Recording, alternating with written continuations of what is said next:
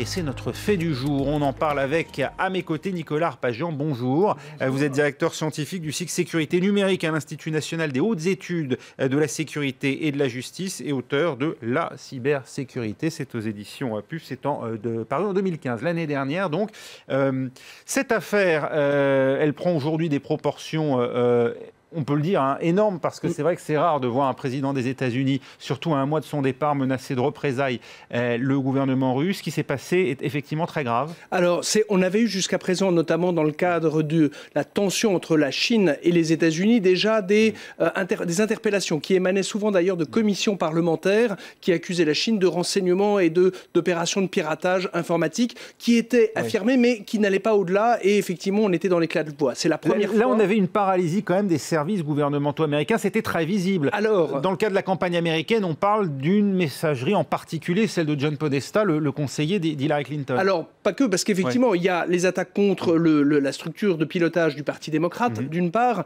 Il y a le fait qu'un certain nombre d'informations ont été rendues publiques, plus surtout la diffusion de fausses rumeurs, en tout cas de rumeurs sur Internet, notamment mettant en cause personnellement Hillary Clinton, commençant à justement diffuser le fait qu'elle ait, par exemple, participé à un accident de la route avec un délit de fuite, le fait qu'elle avait des fréquentations inavouables. Enfin, il y a tout un contexte qui se met en place. En tout cas, ce qui est certain, c'est qu'aujourd'hui, on affirme le fait que l'arme numérique fait partie des arsenaux entre les États. S'agissant des fausses informations, est-ce qu'il y a vraiment un changement d'époque? On sait que le FSB était assez coutumier, ex-KGB à l'époque, était assez coutumier de ce type de pratique d'intoxication finalement à grande échelle. Aujourd'hui, les réseaux sociaux et Internet permettent évidemment d'en décupler les effets, mais est-ce qu'il y a un changement véritablement de nature dans les agissements? Oui, bien sûr, parce qu'on peut mécaniser, industrialiser le process. Avant, il fallait trouver des relais. Il fallait que des journalistes localement soient en quelque sorte les complices, alors conscients ou pas de ces informations. Là, on s'aperçoit que c'est le savoir-faire en termes de référencement. Le fait de pouvoir, grâce aux algorithmes d'ailleurs des réseaux sociaux, Facebook notamment,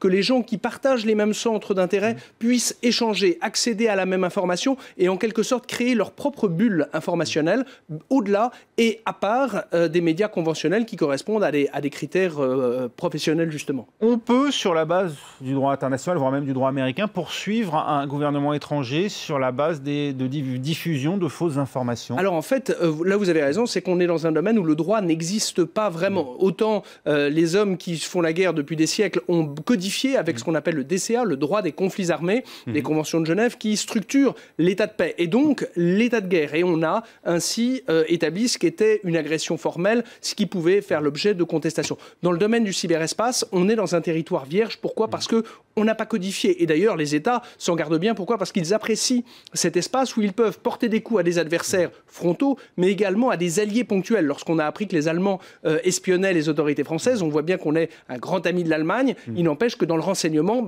on n'a que des intérêts, on n'a pas d'amis, et que personne n'a vraiment intérêt à ce que ce cyberespace soit clarifié d'un point de vue technique et juridique. Oui, on voit aujourd'hui effectivement se multiplier ce type de menaces. Est-ce qu'on sait si la Russie a une avancée technologique particulière en la matière? Est-ce que ce qui a été démontré dans le cadre de l'élection américaine est sans précédent? Est-ce qu'on est sûr que d'autres puissances d'ailleurs n'ont pas cherché elles aussi à faire de l'intoxication pendant cette même campagne? La Russie a un savoir-faire technique, a une école mathématique, a une école d'ailleurs qui a permis à la Russie d'avoir tout un écosystème que n'ont pas les Européens. Ils ont des acteurs dans l'équivalent de Facebook russe, l'équivalent de Google, c'est-à-dire en moteur de recherche. Ils ont d'ailleurs Kaspersky qui est un des acteurs, un des poids lourds mondiaux de la sécurité numérique. Ils ont tout un écosystème et il y a une vraie culture des mathématiques appliquées évidemment au numérique. Donc ça c'est certain. Est-ce qu'ils ont la capacité intellectuelle? Oui. Financière certainement. Technique, le savoir-faire? Oui. Et effectivement on est dans la logique de l'influence. Et donc certainement les Russes ont ce savoir-faire. Alors on le retrouve aux États-Unis, en Chine, en Israël, dans les grands pays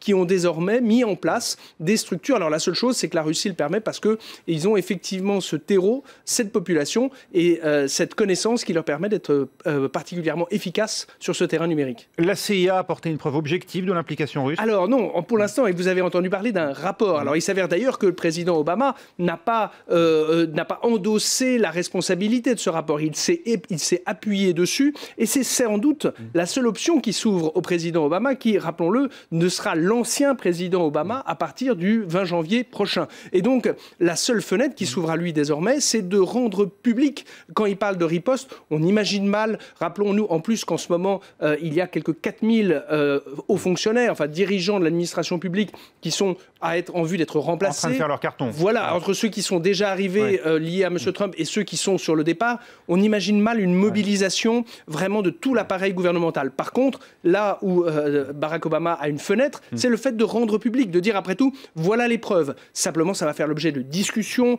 de contestations. Il a une fenêtre qui va se refermer le 20 janvier et c'est surtout qu'à partir de l'élection et en tout cas de l'entrée en fonction de Donald Trump, il y a fort à parier que l'administration va refermer les écoutilles et reprendre des relations apaisées, dirons-nous, avec Vladimir Poutine. Donc effectivement, il va pouvoir jouer sur l'émotion, sur essayer de porter un poids politique, mais il faut reconnaître que là, la fenêtre de tir est de plus en plus étroite chaque jour. Barack Obama s'en prend verbalement aujourd'hui à la Russie, peut-être demain par le biais de sanctions. Il s'en était pris, vous l'avez dit, également verbalement à la Chine.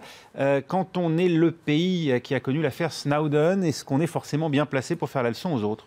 En fait, le problème du renseignement, c'est pas tellement de renseigner, ça c'est normal, c'est le rôle d'un service de renseignement et d'un État. Le problème, c'est de se faire prendre. Dans le cas de l'affaire Snowden, c'est-à-dire qu'il a un de ses collaborateur, un des supplétifs, qui a apporté la preuve technique de cette opération d'interception à grande échelle et de traitement des données. Là, pour l'instant, c'est pour ça d'ailleurs que, en ce qui concerne la Russie, la Chine, on est dans des supputations. On est dans des analyses où on dit, voilà, nous pensons avoir remonté le maximum, le plus haut de la chaîne technique, et ça nous semble pointer vers une expertise, vers une région géographique. On commence à parler de villes précisément, mais on est dans la supputation, le croisement d'un faisceau, mais pas d'éléments, preuves matérielles irréfutables. Snowden hébergé aujourd'hui par la Russie à Moscou. Wikileaks, on le sait, Julian Assange, en tout cas c'est ce que semble établir la CIA, aurait bénéficié de part, notamment dans ces emails qui ont été divulgués au grand public, eh bien de sources alimentées par la Russie. Il y a une guerre d'une certaine manière cybernétique entre la Russie et les États-Unis, et dans laquelle la Russie instrumentalise des mouvements comme Wikileaks. En fait, il y a une guerre de l'information. Rendons disponible de l'information et je façonnerai les opinions publiques, ou en tout cas j'orienterai le débat et les opinions. Et donc, effectivement, Wikileaks, c'est à deux choses. La première chose, c'est que Julian Assange avait un contentieux personnel avec Hillary Clinton lié à la mandature démocrate. Et donc, effectivement, il n'y a pas une affection forte entre les deux personnes. Deuxièmement, Wikileaks est dépendant, c'est un canal de diffusion, c'est une caisse de résonance.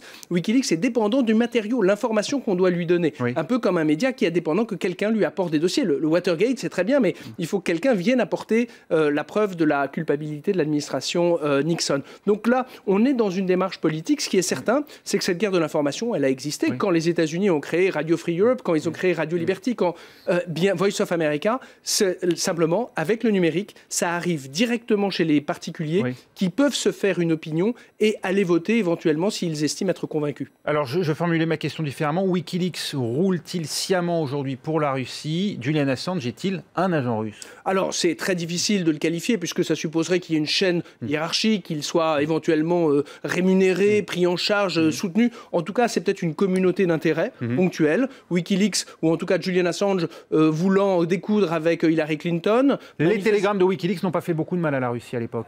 Effectivement. Alors après, c'est le dépendant du sourcing, de l'alimentation. À chaque fois que vous avez un lanceur d'alerte, il faut que, effectivement, on arrive à collecter des informations. Si vous n'avez pas révélé d'éléments, ça semble difficile de mettre en difficulté des gens qui ne sont pas concernés par des documents piratés. Après ces révélations de la CIA, on est tenté de voir la main de la Russie un peu partout, dans le cas du Brexit en Grande-Bretagne, et puis là, ici même en France, dans cette fameuse primaire Les Républicains, où on le sait, François Fillon était le candidat qui se disait lui-même le plus proche, en tout cas le plus en faveur d'un rapprochement entre la France et la Russie.